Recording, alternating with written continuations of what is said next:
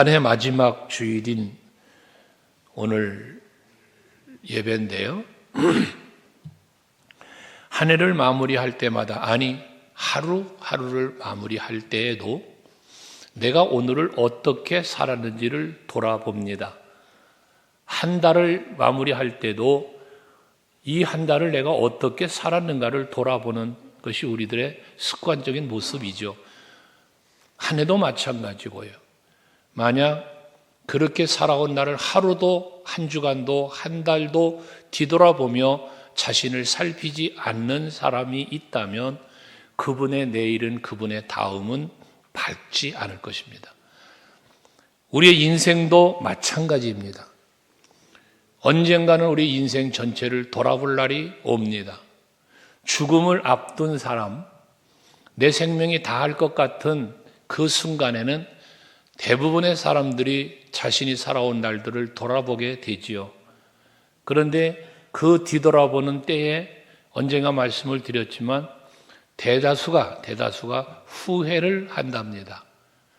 근데 후회하는 대표적인 후회가 세 가지가 있다는데, 그 세 가지는 첫째가 용서하며 살 걸, 용서하지 못한 걸 후회했답니다. 또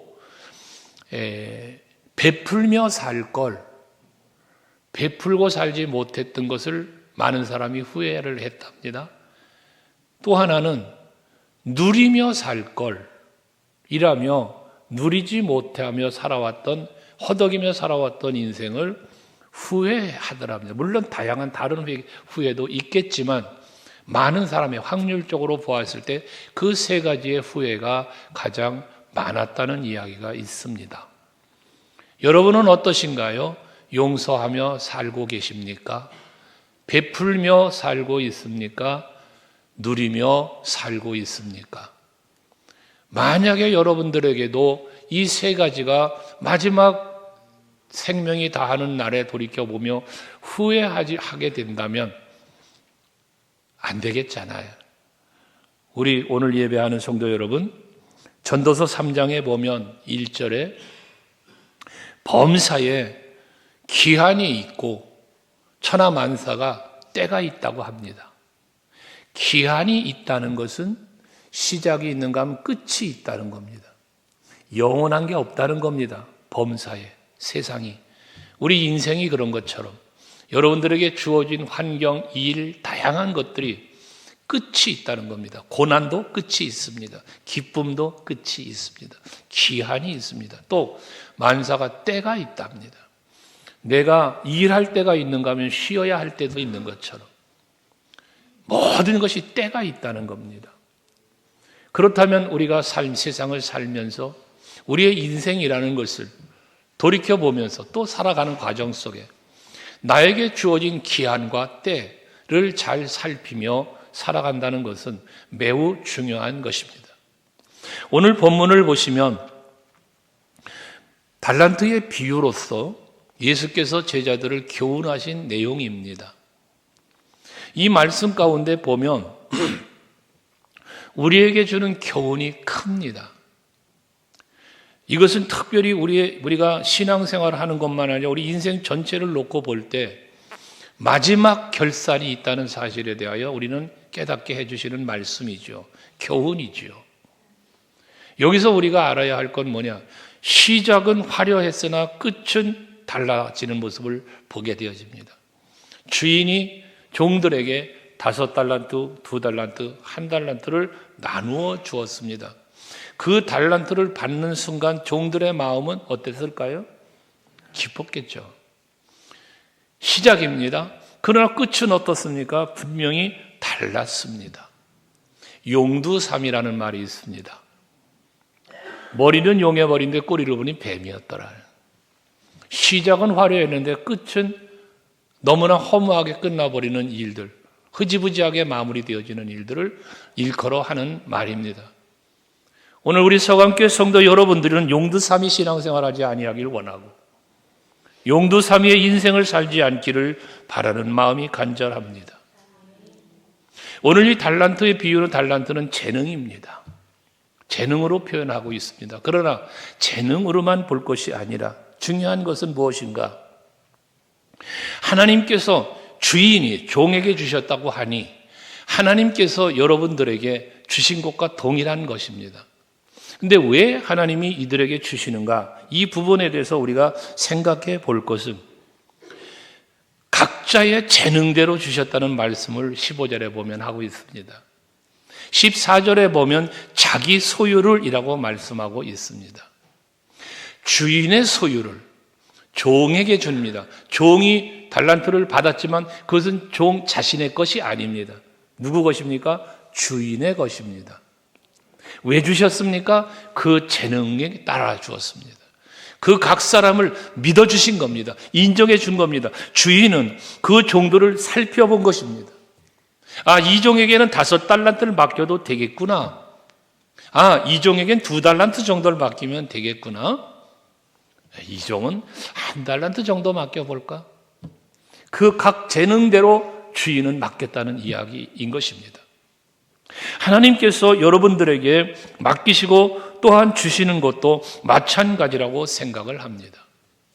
디모데전서 1장 12절 말씀을 보면 사도 바울에게 예수 그리스도를 통하여 주어진 직분이 있는데 그에 대해서 바울은 말합니다. 나를 능하게 하신 그리스도 예수 우리 주님께 내가 감사한다면서 뭐라고 말합니까? 나를 충성되이 여겨 내게 직분을 맡기심이니 라고 고백합니다. 이 말이 무엇입니까? 바울을 충성되이 어쨌다고요? 여겨주셨다는 겁니다. 내가 충성된 게 아닙니다. 충성되지 못한 사람입니다. 내가 전에는 핍박자요, 포행자요, 회방자였습니다. 그런데 그런 나를 충성되이 여겨주셔서 만나주셨고 직분 주셨다는 바울의 고백입니다. 하나님께서 여러분들에게 재능 주시고 은사 주시고요, 다양한 살아갈 수 있는 인생의 여정 속에 주시는 모든 은혜와 복은 여러분들을 인정하시며 주셨다는 사실을 잊어서는 안 되는 겁니다. 뿐만 아니라 에베소서 4장 12절 말씀에 보면 먼저 11절을 생각하면 어떤 사람은 사도로, 어떤 사람은 선지자로, 어떤 사람은 복음 전하는 자로, 어떤 사람은 목사와 교사로 삼으셨으니 여기도 말합니다. 직분 주셨다는 겁니다. 택하여 세우셨다는 것입니다. 저에게 목사의 직을, 장로님들의 직을, 권사님들의 직을, 오늘 임명한 기관장의 직을, 구역장의 직을 하나님이 주셨다는 겁니다. 왜 주셨습니까? 12절 같이 읽겠습니다. 같이 시작. 이는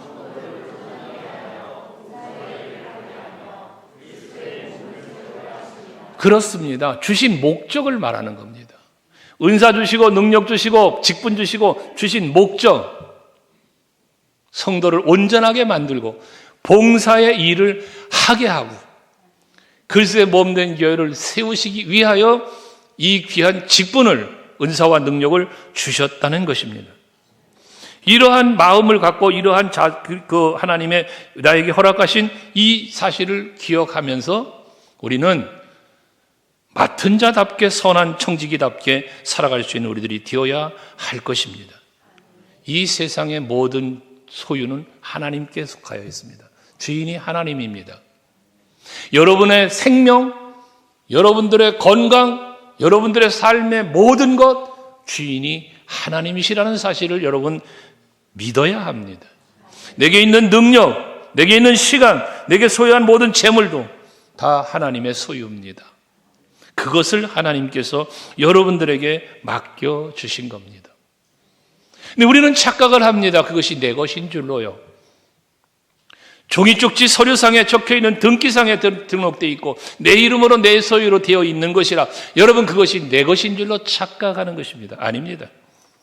여러분 이름으로 등록되어 있는 모든 것들 100년을 넘겨 가지고 있는 사람 몇 사람이나 있을까요? 때가 되면 내 이름은 지워지고 다른 누군가의 이름으로 넘어갑니다. 이동합니다.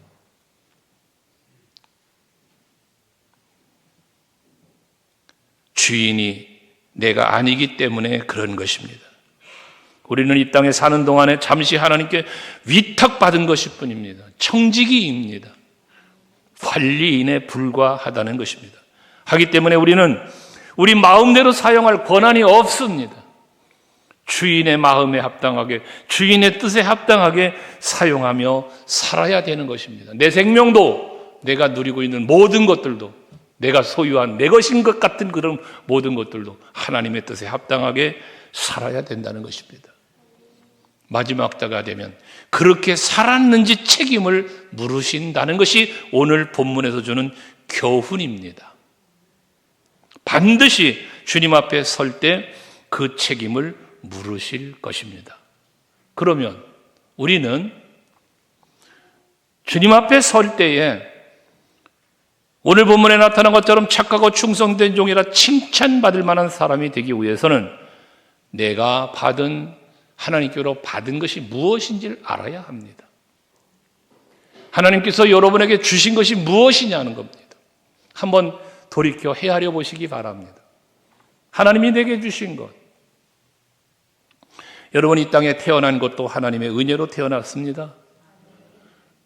여러분 육신 하나님이 주신 겁니다. 내 영혼, 구원 다 하나님이 이루신 겁니다. 영으로 육으로 모든 것이 하나님의 은혜로 내게 주어진 것들입니다. 여러분 살고 있는 주택, 내가 열심히 돈 벌어서 내가 샀어, 내 거야. 교만해지지 마십시오. 여러분들에게 그런 부를 누릴 수 있도록 은혜 주신 이가 하나님입니다. 좋은 직장, 좋은 사업, 좋은 삶을 살 수 있도록 남김이 있어 내 것으로 만들 수 있는 은혜를 하나님이 주셨다는 사실이요. 비싼 보약을 먹어 건강합니까? 건강은 하나님이 지켜주시는 것 아니겠습니까? 여러분들의 지혜, 여러분의 총명, 내 기능 하나만 살짝 터치해도 무능한 자가 되어버리는 게 인간입니다. 여러분들에게 가지고 있는 모든 지혜와 총명조차도 하나님이 주신 거요, 지켜주시는 겁니다. 모든 것이 하나님이 내게 주신 은혜요, 복임을 인정하며 사는 여러분이 되셔야 한다는 겁니다. 주인이 하나님이란 말입니다. 나의 주인이 말입니다. 오늘 아까도 말씀드린 것처럼 14절에 보면 분명히 말씀했습니다. 주인이 종들을 불러 자기 소유를 맡겼다고 말합니다. 자기 소유를. 하나님의 것을 여러분에게 맡기신 겁니다. 하나님의 것을. 어떻게? 15절 각각 그 재능대로입니다. 하나님은 여러분의 능력을 헤아리고 계십니다. 이 사람에겐 무엇을 맡길까? 어떤 걸 맡길까? 얼마만큼 맡길까? 하나님은 여러분을 판단하고 계시는 겁니다. 그리고 믿고 기대하며 맡기시는 겁니다. 주시는 겁니다. 그것을 오늘 본문에 말하고 있는 것입니다. 그렇기 때문에 우리는 내게 있는 모든 재능은 하나님이 나를 판단하실 때에 잘 감당하실 거라고 믿고 인정하여 주셨다는 사실 앞에 감사해야 되는 것입니다.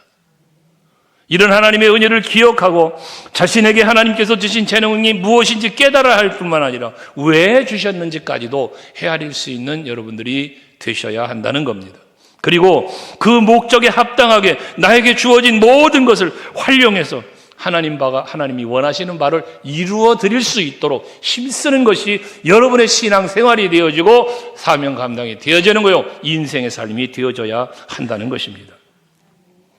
하나님께 충성된 사람으로 여기시는, 그리고 그렇게 해서 여러분에게 주신 것을 하나님의 뜻을 이루는 데 사용하지 아니하고 내 욕심 채우고 내가 원하는 바를 이루기 위해서 사용한다면 하나님 앞에 서는 날이 결코 아름답지는 않을 것입니다. 내게 있는 것으로 아무리 열심히 살았어도 그 열심이 주인의 마음에 합당한 것이 아니라면 책망받는 겁니다. 여러분, 한 달란트 받은 자의 이야기를 한번 보십시오. 한 달란트 받은 사람은요, 주인 앞에 서서 하는 말입니다. 주인이여, 당신은 굳은 사람이라 심지 않은 데서 거두고 해치지 않은 데서 모으는 줄을 내가 알았으므로. 그는 알았어요. 주인에 대해서 알았어요. 잘못 알았어요. 주인에 대한 판단이 있었어요. 그런데 그 판단은 잘못되었습니다. 그 다음, 그래서 땅에 갖다 묻어두었답니다. 그리고 그 땅에 묻어두었던 것을 주인이 돌아왔을 때 그 앞에 다시 내어놓습니다. 여러분 생각해 보십시오. 땅에 갖다 그 한 달란트나 되는 보화를 묻어놓은 그 한 달란트 받은 종은 얼마나 열심히 냈을까요? 누군가 그 보화를 캐가지 못하도록 지키기 위해서. 누가 이 보화를 훔쳐가면 어쩔까? 안달하며 아마도 그 보화를 지키기 위하여 열심히 냈을 겁니다. 밤잠도 제대로 못 잤을지 모릅니다. 그의 그런 열심, 그의 그런 수고는 그러나 주인 앞에 내어놓을 때에 악하고 게으른 종이라고 꾸지람만 들었습니다. 성도 여러분,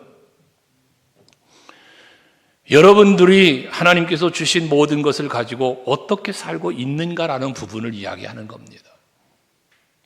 땅속에 묻어두었던 이 종은 하나님의 주인의 마음을, 주인을 바르게 알지 못한 연고로 그랬던 것이라는 거죠. 여러분, 하나님에 대해서 어떻게 알고 계십니까? 하나님을 어떻게 알고 있으며 믿고 있습니까? 그 믿음이 바르지 못하면 한 달란트 받은 자와 같이 뭔가 열심은 내고 있는데 그 열심이 하나님 앞에 악하고 게으른 종이라 꾸지람 받을 수밖에 없다면 모든 열심은 헛된 것이 되고 만다는 겁니다. 있는 것조차 빼앗기고 마는 거예요. 우리는 반드시 하나님 앞에 서는 날 인생과 신앙의 결산은 반드시 할 것입니다. 그렇다면 내가 받은 달란트가 무엇인가, 무엇을 남겨야 할 것인가 생각해 볼 수 있는 여러분 되시자는 겁니다. 나는 착하고 충성된 종인가 아니면 악하고 게으른 종인가 자신 스스로를 살펴볼 수 있는 능력도 하나님이 주십니다. 말씀을 거울 삼아 생각할 수 있게 합니다. 성령은 깨닫게 하시니까요. 올 한 해 동안 내게 주어진 시간, 내게 주어진 재물, 내게 주어진 건강, 내게 주어진 직분 어떻게 활용했으며 어떻게 무엇을 남겼는가를 돌아보는 이 시간이 되고 남은 시간 될 수 있기를 바랍니다. 또 한 해를 시작하면서 하나님 앞에 서원을 했거나 약속한 것들이 있다면 그 약속을 지키기 위해서 내가 얼마나 힘썼는가. 우리 비전 선포했습니다. 사도행전 교회를 꿈꾸며 성취하는 교회를 이루기 위해서 모이기에 힘쓰고 기도하기에 힘쓰고 복음 전하는 일에 힘쓰겠다고. 그 여러분의 입술로 예배 때마다 고백했던 대로 나는 힘썼는가? 그 힘쓴 것으로 나는 무엇을 남겼는가? 헤아려 보자는 것입니다. 우리의 미래는 하나님께서 약속하신 하나님의 나라입니다. 그 나라를 소망하며 바라보시면서 그 나라에 이르를 준비하는 여러분 될 수 있기를 바랍니다. 그러려니까 받은 재능을 하나님께로 받은 것이 무엇인지를 분별할 뿐만 아니라 그걸 잘 활용할 줄 아는 여러분들이 되셔야 한다는 것입니다. 받고도 활용하지 않는 것은 책망을 받게 되는 것입니다. 잘 활용한 사람은 칭찬을 받게 되는 것이고요. 우리는 주인이 아닌 청직이라는 사실을 잊지 말고 잘 관리해야 되는 사람이라는 사실을 기억하면서 내게 주신 하나님의 은혜, 그 재능, 그 능력을 가지고 하나님의 일하기 위해서 힘쓰는 여러분들이 되시자는 겁니다. 주인이 맡길 땐 마음껏 활용할 수 있는 자유는 주셨습니다. 5달란트 잘 활용해봐. 2달란트 잘 활용해봐. 1달란트 잘 활용해봐. 내가 자유롭게 활용할 수 있는 자유의 권한을 주셨어요. 자기 것이지 하나님의 것이지만 여러분에게 주셨어요. 주실 땐 뭐해 주셨다고요? 믿고 주셨다고요. 그런데 주인 자유롭게 활용할 수 있도록 주셨다면 우리는 주인의식 가지고, 다른 말로 바꾸면 하나님의 마음을 헤아리고 그분이 원하는 대로 살아갈 수 있는 우리들이 되어야 된다는 것 아니겠습니까? 사도 베드로는 베드로전서 4장 10절에서 같이 읽어요. 시작. 각각 은사를 받은 대로 하나님의 여러 가지 은혜를 맡은 선한 청지기가 서로 봉사해라. 하나님께서 우리에게 주신 걸 받은 대로, 앞에 말했잖아요. 여러분 뭘 받았어요? 하나님께로부터 여러분 무엇을 받았어요? 이 자체를 모르면 안 되는 거예요. 받은 대로. 가장 받은 은혜를 생각하면서 선한 청지기 같이 봉사하라고 말씀하는 것입니다. 우리의 재능이나 능력은 하나님께서 우리에게 맡겨주신 특별한 의무이기도 한 거예요. 의무. 그리스도인으로서 우리의 삶은 어떻게 살아야 할 것인가? 하나님께로부터 부여받은 이 많은 것들을 가지고 내가 어떻게 무엇을 하며 살아야 할 것인가? 언젠가 그런 말씀 드렸잖아요. 내가 살아가는 삶의 모습을 보시며 하나님이 박수치며 그 기쁨을 이기지 못하시며 즐거워하실까? 아니면 마귀가 박수치며 마귀가 기뻐할까? 헤아려 보는 여러분 되셔야 합니다. 내 마음의 생각이, 내 입술의 말들이, 나의 삶의 모든 습관과 행위들이 하나님의 기쁨일까? 마귀의 기쁨일까 말입니다. 예수께서는 이 땅에 왕으로 오셔야 할 분입니다. 하늘과 땅의 모든 권세를 가지시고 오셔서 다스리고 지배하셔야 될 분입니다. 그런데 그분은 오심에 대해서 마태복음 20장 28절에 보면 섬김을 받으려 함이 아니고 섬기러 오셨다고 하시면서 많은 사람들의 대성물이 되게 오셨다고 합니다. 섬김입니다. 십자가입니다. 이것이 예수님께서 말입니다. 본체 하나님이신 분이 말입니다. 근데 우리는 본체 하나님이 아니잖아. 우리는 하나님께로부터 부여받은 것들을 갖고 있잖아요. 내가 그것을 자랑스럽게 여기잖아요. 그것을 가지고 우리는 누리며 살잖아요. 그런데 우리는 그것을 가지고 내가 주인이 되어 하나님이 그 모든 걸 주신 하나님께 영광이 아니라 내 영광, 나의 의를 드러내려고 하는 부분이 있었다는 거죠. 바뀌어야 됩니다. 변화되셔야 합니다. 단순한 의무감이나 책임감으로부터 우리는 벗어나야 합니다. 하나님이 내게 주신 것들에 대한 목적을 분명히 깨달아 알고 그에 합당하게 살기 위한 몸부림이 여러분에게 있어야 된다는 것입니다. 중요한 것 다시 말씀드립니다. 나의 모든 것은 내 소유가 아니라는 것, 모든 것의 주인은 하나님이시라는 것. 그러면 내 마음대로가 아니라 하나님의 뜻대로. 아멘 되십니까? 그리고 내 힘이 아닌 내 삶의 주인 되신 예수를 온전히 의지하는 삶. 그때 바울처럼 고린도전서 15장 10절에 고백하는 것처럼 내가 나 된 것은 하나님의 은혜로 되은 것이니, 이런 바울의 고백처럼 우리의 입술에도 그런 고백이 나오게 되는 거죠. 여러분, 한 해를 마무리하시면서 내가 이 한 해도 살아올 수 있었던 것은 내 가정 지켜주시고 내 건강 지켜주시고 내 삶의 모든 것 지켜주신 것은 전적인 하나님의 은혜입니다. 이 고백이 여러분에게 있기 원하고, 그러니 내일의 삶도, 새해를 맞이하는 우리들의 삶도 주님의 은혜 안에 살 수밖에 없습니다는 고백이 여러분에게 있기를 원합니다. 그렇게 살아갈 때에 하나님 보시기에 부끄럽지 않은 삶을 살게 될 것이고, 그 결과를 가지고 하나님 앞에 설 때 그 자리는, 하나님 앞에 결산하는 그 자리는 기쁨의 자리, 자랑스러운 자리, 예비된 멸류관과 상급을 받아 누리는 자리가 되어질 것입니다. 그러나 내가 주인인 것처럼 내 멋대로 살아왔다면 주님 앞에 서는 결산의 자리는 결코 기쁨의 자리, 즐거움의 자리는 아닐 것입니다. 여러분, 오늘 본문 30절까지 보셨는데 그 이후 31절 이하에 보면 오른편의 설자와 맨편의 설자를 양과 염소를 구별하듯 구별하심에 대한 말씀을 합니다. 여러분, 그 말씀 속에서 저는 늘 여러분들에게 말씀도 드린 바지만 중요한 단어가 제 마음을 정말 두렵고 떨림으로 가져다주는 단어가 있습니다. 단어. 말씀. 한번 여러분 보실래요? 오른편의 설자들을 일컬어 하는 말입니다. 34절입니다. 34절. 여러분 한번 보십시오. 거기 보시면 뭐라 말합니까? 오른편에 있는 자들에게 이르시되, 임금이 이르십니다. 여러분, 하나님 앞에 서는 날 하나님 말씀하는 겁니다. 뭐라고 말합니까? 내 아버지께, 그 다음 다시 한번 내 아버지께, 분명히 기억하십시오. 내 아버지께 뭘 받아? 복 받을 자입니다. 받은 자가 아니요, 복 받을 자요. 뭘 말합니까? 인생 살았습니다. 끝났습니다. 인생.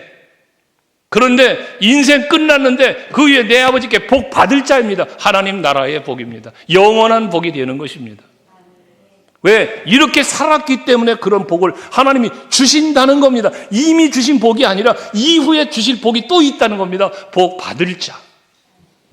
여러분에게 그런 복이 있길 축복합니다. 그런데 말입니다. 뒤에요. 41절을 가서 보시면요. 41절. 왼편에 있는 자에게 또 말씀합니다. 뭐라고 말씀하고 있습니까? 저주를 받은 자들아 그랬습니다.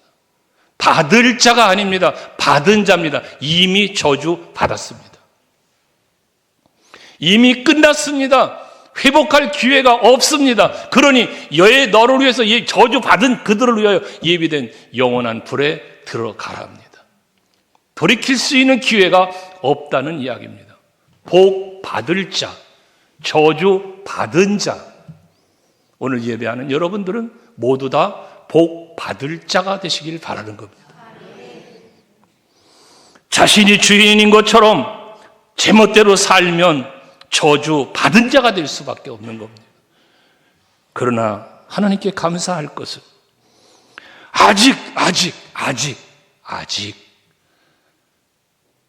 우리에게 지금이라는 시간을 주셨다는 것. 여러분 앞에 오늘이라는 시간을 주고 계신다는 것, 이 말씀을 들을 수 있는 기회를 주시고 깨닫게 하시고 다시 돌이킬 수 있는 시간을 나에게 허락해 주셨다는 지금이라는 시간을요, 감사해야 합니다. 이 말씀을 들으시는 여러분, 마태복음 24장 42절 예수께서 하신 말씀 아닙니까? 그러므로 뭐하라? 깨어 있어라.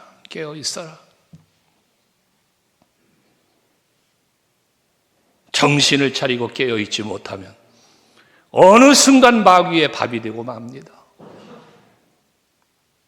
주님이 언제 임하실지 우리는 알지 못한다 했습니다. 맞습니다. 오늘 밤이라도 주님이 오실 수 있습니다.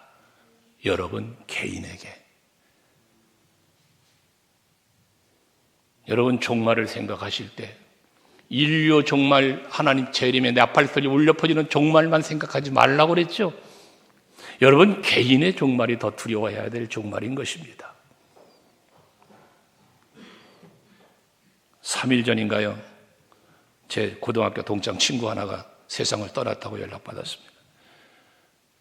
전날 저녁에 같이 저녁 먹고 그러고 헤어졌는데 다음 날 아침에 심장마비로 죽었다고 연락이 왔다는 거예요. 이 인생입니다. 그게 우리의 삶입니다.